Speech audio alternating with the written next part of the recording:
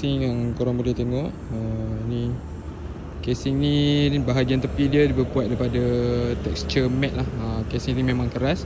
So ini untuk ketiga-tiga warna warna blue, warna silver dan juga warna orange.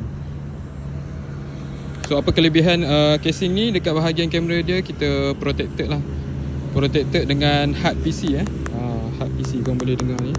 And then kita ada MagSafe charger dengan ada cut out dekat sini untuk show dia punya Apple logo.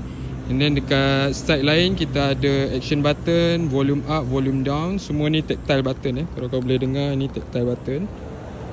And then on the other side kita ada camera control punya button. Dia cover warna hitam.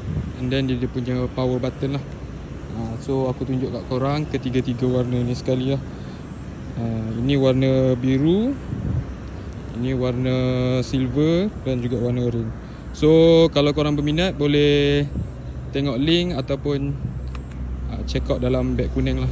Siapa yang beli di TikTok boleh tengok di beg kuning, search Amigua Tech ataupun di Shopee Amigua Tech.